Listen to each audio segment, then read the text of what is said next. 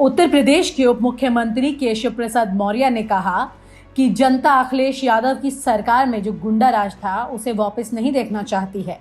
इस मुद्दे को केशव प्रसाद मौर्य कई बार दोहरा चुके हैं और उन्होंने ये भी कहा कि अखिलेश यादव मुंगेरी लाल के हसीन सपने देखते रहे।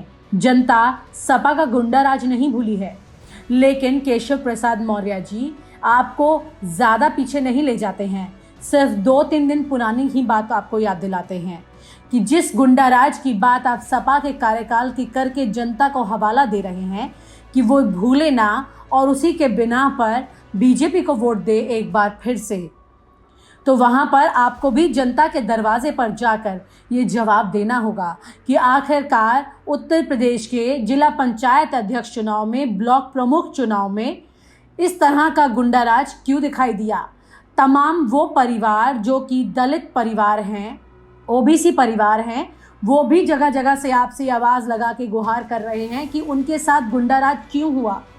और साथ ही साथ वो तमाम मामले जो मुख्यमंत्री आवास के बाहर आत्महत्या करने के लिए पहुंच गए थे और कईयों ने आत्महत्या करने की कोशिश भी की थी, कुछ की मौत भी हुई थी, वो तमाम परिवार भी आपसे ये पूछ रहे हैं कि उनके लिए भी कोई दावा या वादा आप तैयार कर दे तो बेहतर होगा। क्योंकि बीजेपी के कार्यकाल में सबसे ज़्यादा ऐसे मामले सामने आए जो कि लखनऊ में मुख्यमंत्री कार्यालय और आवास के बाहर आत्महत्या करने की कोशिश करते दिखाई दिए। ये आंकड़े हम आपको पहले भी बता चुके हैं किस तरह से मायावती की सरकार में भी ऐसे मामले सामने आए थे, लेकिन वो नंबर काफ़ी ज़्यादा कम थे और सिर्फ एक ही व्यक्ति की उसमें मौत हुई थी। अखिलेश यादव की सरकार में भी कुछ 2-3 लोग सामने आए थे, लेकिन उनमें से किसी की मौत नहीं हुई थी। लेकिन योगी आदित्यनाथ के कार्यकाल के दौरान कई मामले ऐसे सामने आए और कईयों की मौत ऐसी हो चुकी है कि जिनकी सुनवाई प्रशासन ने उनके इलाके में नहीं की। मजबूर होकर इन लोगों को मुख्यमंत्री आवास के और कार्यालय के बाहर पहुंचना पड़ा। यहाँ तक कि आप सभी को याद है कि उन्नाव की बेटी की कहानी भी इसी तर्ज पर सामने आई थी कि उन्होंने मुख्यमंत्री आवास के बाहर आत्महत्या करने की कोशिश की थी। यूं ही नहीं मैं बन जाता हूं। रोज पहले किरण का छोर ढूंढने निकल जाता हूं। धूप छांव दिन रात की परवाह किए बिना पढ़ता जाता हूं। तब कहीं उस उम्दा अनुभव को दुनिया तक पहुंचा पाता हूं। यूं ही नहीं मैं रजनीगंधा बन जाता हूं। तो आपको याद दिला दे केशव प्रसाद मौर्य जी कि ये तमाम आंकड़े भी आपके सामने हैं। वो तमाम आंकड़े भी आपके सामने हैं जो स्वास्थ्य व्यवस्था में औंधे मुंह जाकर के गिर पड़े।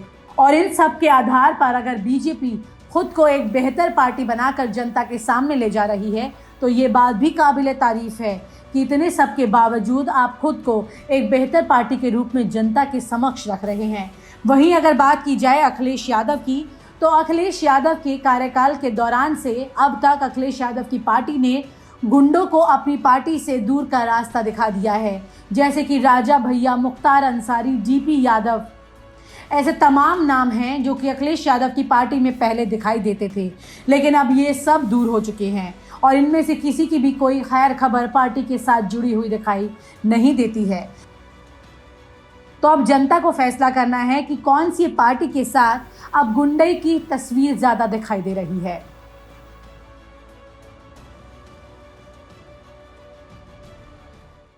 और आप हमसे जुड़े रहने के लिए सब्सक्राइब करें YouTube पर, फॉलो करें ट्विटर पर और लाइक करें Facebook पर। और ज्यादा जानकारी के लिए न्यूज़ नशा की वेबसाइट पर जाएं। आपको टाइप करना होगा सिर्फ न्यूज़ नशा।